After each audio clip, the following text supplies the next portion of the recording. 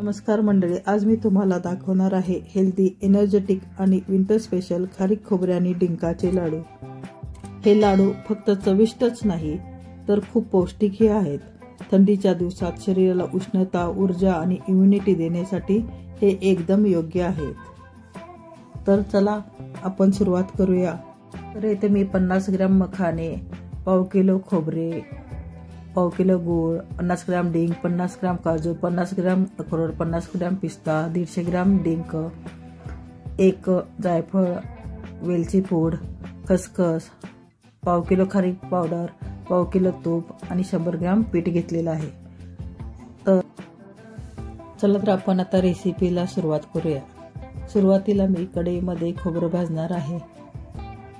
आता ही खोबरं भाजताना जाड बुडाची कढई घ्यायची, तसेच एकदम गॅस मंद ठेवून सारखं हलवत राहायचं व आपल्याला खोबरं भाजायचं आहे। तुम्ही जर गॅस फास्ट केला तर खोबरं जळण्याची शक्यता असते, त्यामुळे एकसारखं हलवत राहायचं व अजिबात त्याला करपवून द्यायचं नाही।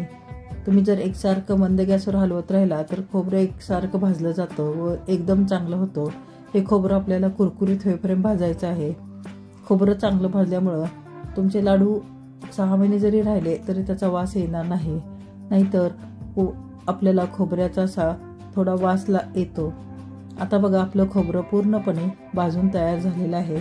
आता आपण हे काढून घेणार आहोत। खोबरं असं आपण हातानं बघितलं तर कुरकुरीत असं झालं पाहिजे, म्हणजे आपलं खोबरं पूर्ण झालंय असं समजतं। आता आपण त्याच्यामध्ये थोडी खसखसी भाजून घेणार आहोत। खसखस आपल्याला जास्त भाजायची नाही, थोडीशी तांबूस रंगाची झाली की पटकन काढायची आहे। आता आपण मखाने भाजणार आहोत। मखाने एकदम छोट्या गॅसवर, मंद गॅसवर आपल्याला हलवत राहत सारखे हलवत राहून भाजून घ्यायचे आहेत। मखाने आपल्याला असे कुरकुरीत करायचे आहे। मखाने बघा बाजारातून आलेले असतात तेव्हा ते असे चिवट असतात, तर त्यासाठी आपल्याला तुपामध्ये थोडंसंच तूप घालायचं आहे, चमचाभर, आणि सारखं हलवत राहून ते गरम होतील तसे ते कुरकुरीत होत राहतात। आपले मखाने हे बघा भाजून झालेले आहेत व ते कुरकुरीतही झालेले आहेत। आता आपण ते काढून घेऊन तूप टाकून आपण ड्रायफ्रूट्स भाजून घेणार आहोत। मी प्रत्येकी 50 ग्रॅम घेतलेले आहे ड्रायफ्रूट्स। त्याच्यामध्ये काजू, अक्रोड, पिस्ता आणि बदाम। तुम्हाला जर जास्त घ्यायचे असतील तर तुम्ही घेऊ शकता। आता हे थोड्याशा हलक्या रंगावर आपल्याला भाजून घ्यायचे आहेत व ते काढून घेऊन आता आपण खारीक भाजणार आहोत। आता खारीक भाजताना सुद्धा मी थोडंसं तूप टाकलेलं आहे। त्याच्यामध्ये आपल्याला खारीक पावडर चांगली परतून घ्यायची आहे। मी ही रेडीमेडच खारीक पावडर आणलेलं आहे, तुम्ही घरीही बनवू शकता। मला खारीक पावडरमध्ये थोडं तूप कमी वाटलं म्हणून परत मी 1 चमचाभर तूप घातलेलं आहे। थोडीशी ओलसर खारीक पावडर व्हायला पाहिजे, एकदम कोरडी जी असते ती तशी आपल्याला नको आहे। खारीक पावडर सुद्धा भाजताना नेहमी आपल्याला मंद गॅसवरच हे सगळ्या वस्तू भाजून घ्यायच्या आहेत, नाहीतर खारीक पावडर ही तळाला चिकटण्याची शक्यता असते। हे बघा, आता आपली खारीक पावडर ही ओलसर झालेली आहे, काढून घेतली। आता आपण डिंक तळणार आहोत। डिंक ही थोडं तूप ओतून थोडं टाकून मंद गॅसवर थोडंसं हलक्या तळून घ्यायचं आहे। गॅस फास्ट केला तर वरून तळलेला दिसेल व मध्ये तसाच राहील। काय जर मोठे खडे असतील तर तुम्ही ते फोडून घ्या। छोटे छोटे खडे एकदम तळायला सोपे जातात व पूर्णपणे तळले जातात। आता आपल्याला हा डिंक चांगला तळून घेतल्यानंतर काढून घेणार आहोत आणि आपल्याला जसं लागेल तसंच तूप घाला। तूप जास्त वापरलं तर तूप जळणार, धूर निघत राहतो व जळतं। आता आपण ह्याच्यामध्ये पीठ भाजणार आहोत, तर मी थोडंसंच तूप टाकून गव्हाचं पीठ टाकलेलं आहे। गव्हाचं पीठ ही सारखं हलवत मंद गॅसवर भाजायचं। जसं आपण बेसनचे लाडू करताना पीठ भाजतो बेसनचं, तसंच आपल्याला हे गव्हाचं पीठ ही तांबूस रंगापर्यंत भाजायचं आहे। मला पीठ भाजलेल्याचा वास आला व थोडंसं तांबूस रंगावर झालं की हे पीठ भाजलेलं आहे असं समजायचं। हे पीठ घातल्यामुळं बाइंडिंगचं काम चांगलं होतं, लाडू चांगले वळायला येतात।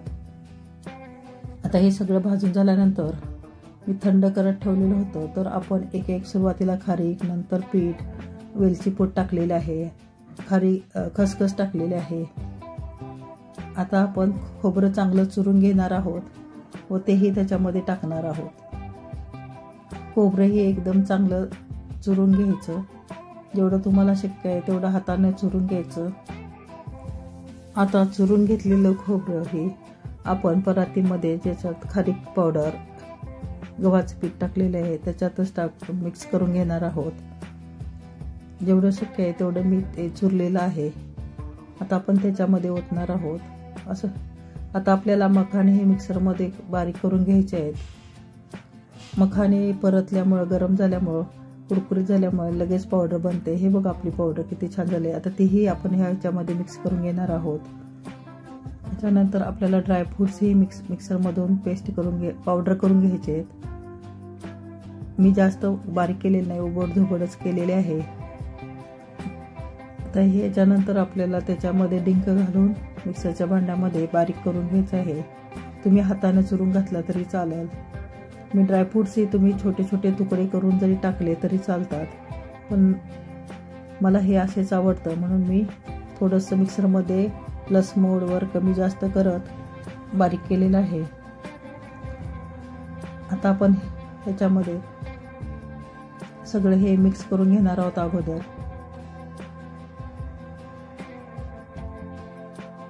एकसारखं सगळीकडं आपण हाताने चोळून हे सगळे एकदम मिक्स करून घेणार आहोत.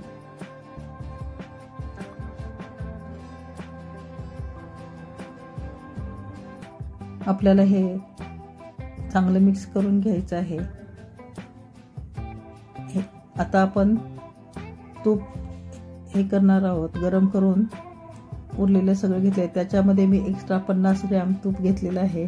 आपण सुरुवातीला पाव किलो घेतलं होतं. एकूण मला तूप 300 ग्रॅम लागलेलं. व आता त्याच्यामध्ये गूळ टाकून वितळून घेणार आहोत. गुळाचा आपल्याला पक्का पाक करायचा आहे आणि हा पक्का पाक तयार झाल्यानंतरच आपल्याला गूळ त्याच्यामध्ये घालायचा आहे. गूळ वितळल्यानंतर असा फेस येतो व त्याच्यानंतर आपण ते मिश्रण गुळाचं डायरेक्ट परातीमध्ये ओतणार आहोत. माझ्याकडून पूर्ण पाक झालेला तयार, तो व्हिडिओ स्किप झालेला आहे. हे बघा, आता हे आपलं असं मिश्रण तूप आणि गुळाचा फेस आलेला दिसते तुम्हाला वरते. ते मिश्रण तसं झालं की म्हणजे गुळ पक्का झालेला आहे. आणि मग ते आता आपल्याला मिक्स करायचं आहे. ह्याच्यामध्ये आपण जायफळही घातलेलं आहे. थोडंसं जायफळ जास्त घालायचं नाही.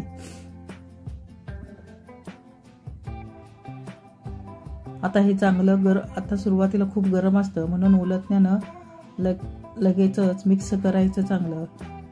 तुम्हाला जेवढं जास्त फास्ट मिक्स करता येईल तेवढं तुम्ही करा, कारण हे लाडू जास्तीत जास्त थोडेसे कोमट असतानाच बांधायचे, नाहीतर त्रास होतो. थोडं तूप जास्त असेल तर तुम्हाला त्रास होणार नाही.